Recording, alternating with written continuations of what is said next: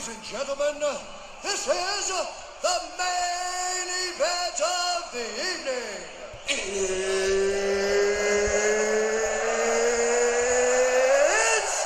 time! Marshall skips away, Marshall's still going! I call you, I need you, my heart's on fire. Mullins opens up again, oh look at him go! He beats O'Davis on the outside! Come to me, wild and wide. Toys, goes for the corner! You come to me, give me everything I need. Got it away from Robertson, he got it back for the lead! Menzies has scored! Menzies is over the line! We're on the air in 3, 2, 1. Let's do it. Hey everyone, and welcome to the very first episode of the Rugby League Project. My name is Adam Agresta and I'll be your host. This show is basically going to be a show for the fans, right? I want this to be an external voice for players and fans outside the traditional media. Also want to influence an honest and transparent conversation between players and fans on all the issues that we're facing in the game today. And also to talk some truth on, some unpopular opinion that people may be a little fearful of discussing. So the purpose of the show is to give fans a voice. So I want to bring actual fans onto the show and discuss hot topics of rugby league with them, give them a voice and help the NRL get a greater perspective from the fans' point of view. I want to have a bit of fun. So there's obviously quite a number of negative headlines that are associated with the game. So I'm going to help change that narrative by having a bit of fun with some jokes, some pranks, player coach interviews, competitions, all that sort of fun stuff. And let's reminisce. Every week we're going to have a bit of a sort of a special moment in the spotlight where we spend a bit of time reminiscing on a player, a team, a try, a tackle, a moment, just something worth looking back on, remembering for what it contributed to the game. Let's get right into it. I want to talk about my history and background on rugby league and why I love the game so much. My first ever rugby league moment or memory was Manly versus Canberra at Brookie in the early 90s. That's when Meninga, Daly, Stewart, Brad Clyde, Mullins and Kenny Nagus were all playing for Canberra. And I just remember Nagus running the length of the field this game.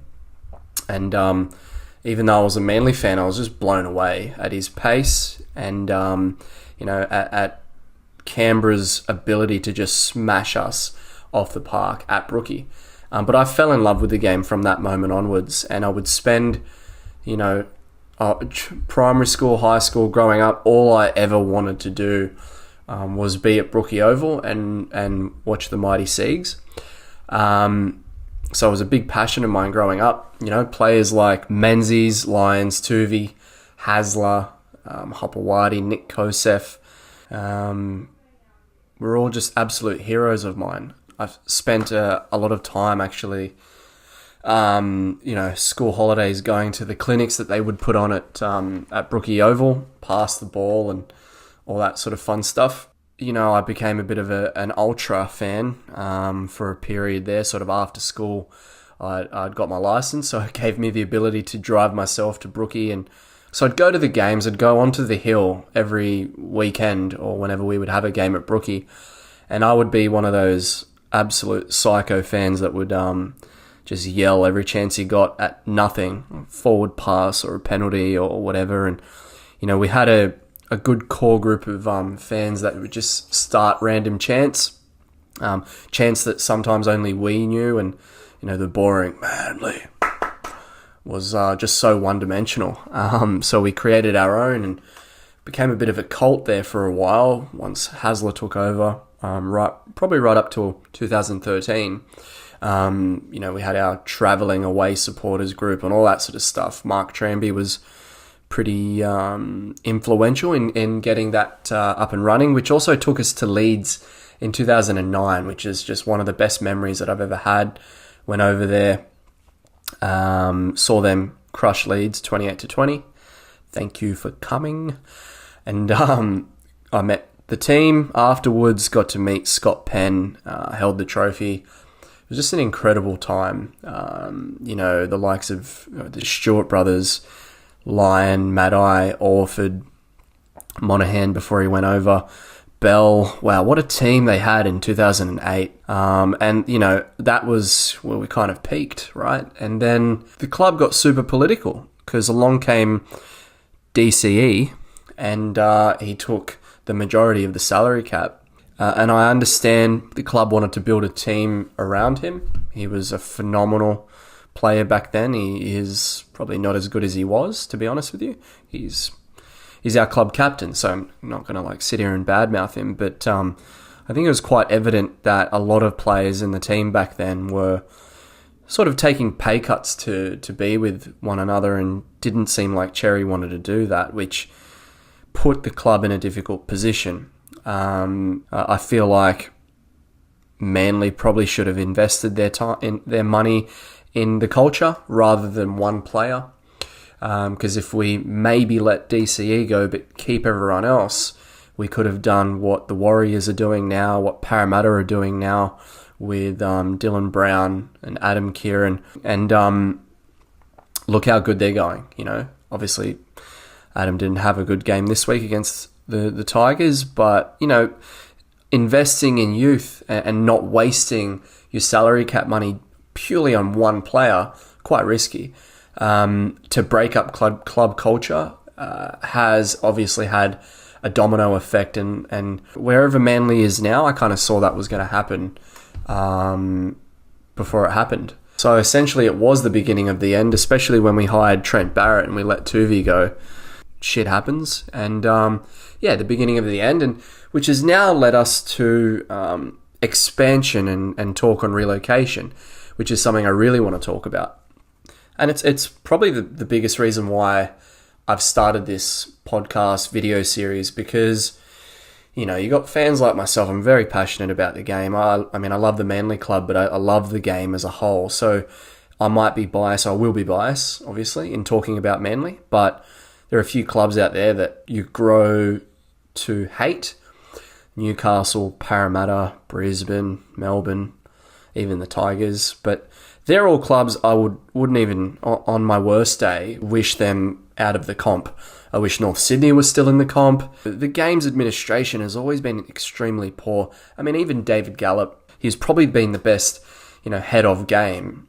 And that's saying something. Todd Greenberg, he's doing his best, but I still feel like he has an agenda to push Manly out of the comp. That's my opinion. And that's now leading down into heads of the game like Andrew Johns. Brad Fittler's come out recently and said Manly should relocate. Relocation just isn't possible. Hey, Manly, go to Perth. Let's travel 5 hours every week to go watch our team play. Let's maybe have 1 or 2 games here in Sydney every year. It's just the stupidest thing that I've ever heard. Expansion, 100%. I want to talk about expansion and, let's benchmark ourselves against AFL, because that's who we've compared ourselves to for as long as I can remember, right? It's who we're in competition with. So the NRL are suggesting that our biggest issue is having too many teams in Sydney. So if we take a look at the AFL, they've got a total of 18 teams, and 10 of those are in Victoria.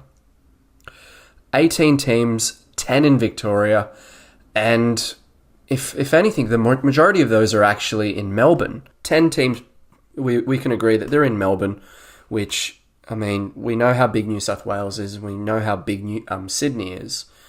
Now, I'm giving this example to sort of show you how Melbourne are making it work. Essendon have shown, times of struggle recently, finished 11th last year, recorded a $3.4 million net profit. Hawthorn, $5 million net profit, they finished 4th. Richmond, who've also kind of just come good lately, $4 million net profit. St Kilda finished 16th and apparently recorded a profit of $10 million. I don't know how much of that was net. I don't think a lot of it was, but, in terms of gross profit, quite substantial. Bulldogs, their 4th consecutive year in profit, and they finished 13th. Melbourne, 5th consecutive year, have struggled of recent years, finished 5th. And Carlton, who finished last, it's the second year in a row that they've finished with a profit. And this is a club who have been struggling for quite some time. So it's sort of like, you got 10 teams in Melbourne with, I think, every one of those having recorded a profit. And all that tells me is that they're running their game a lot better than the Rugby League are, the NRL. So they're obviously, in terms of performance and crowd numbers and membership numbers and profit, are doing better than the Rugby League. But they've also got the majority of their teams in that one confined area, which is what we are arguing at the moment. So it really doesn't make sense from that standpoint. AFL, NRL, different games, different groups of supporters, but if you're going to just base it on a location-based issue, then that sort of disproves that. Now let's talk about us. We've got 16 teams in the comp, 2 less than the AFL. 11 of those are in New South Wales, 3 in Queensland, 1 in Melbourne, and 1 in New Zealand. Now, 9 of those clubs are in Sydney, right? Now, to be honest with you, I couldn't really classify Cronulla as Sydney. Maybe they are, maybe they aren't.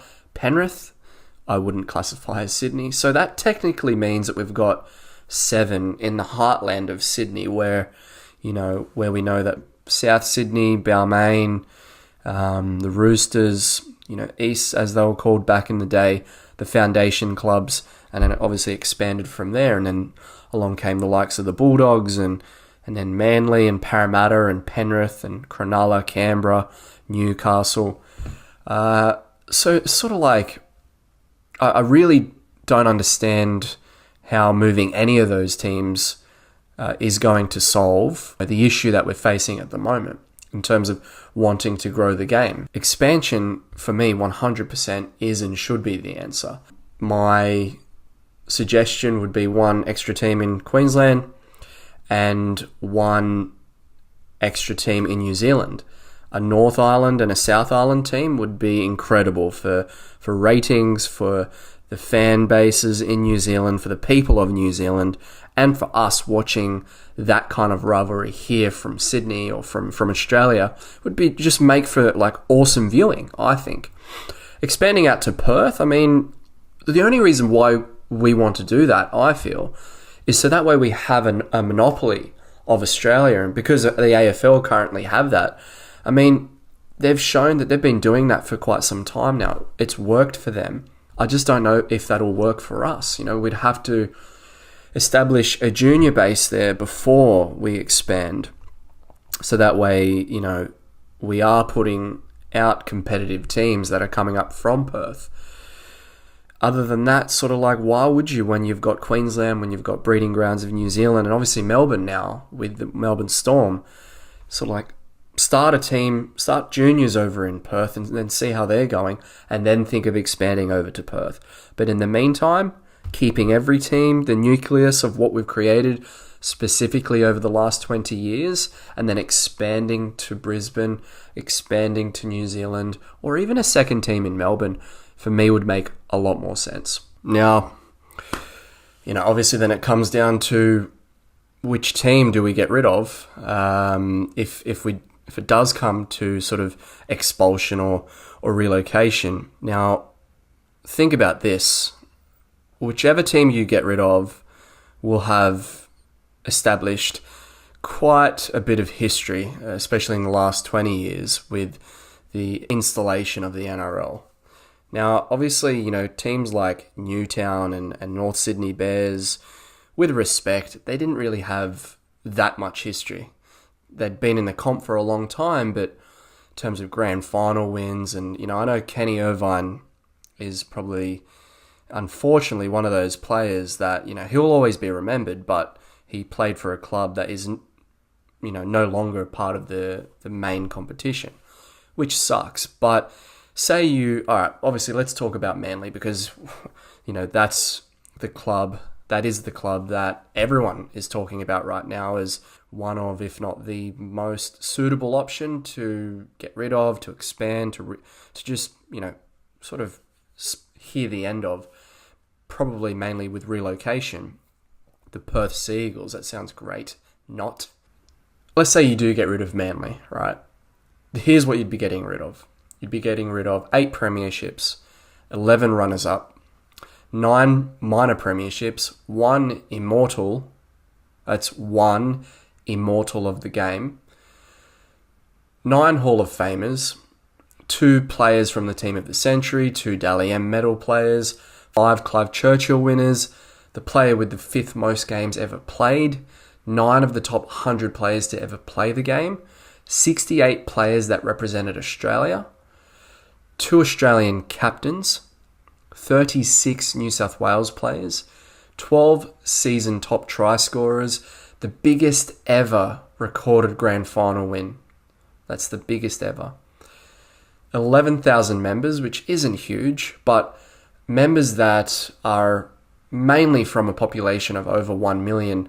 The biggest thing is 62 years worth of, as you can see, proud history. So that's what you risk losing. And that's a big gap. It's a big hole to fill. Any other team, I could probably put up figures and stats, random stats for other teams that might be candidates to relocate or move, but I don't think it's the answer. Right, well, I've had my say. We've spoken about a topic that I feel like is going to be a bit of a hot topic for between now and Judgment Day. So it's good to get the conversation started, and it's good to get the flow started for this podcast and this video series.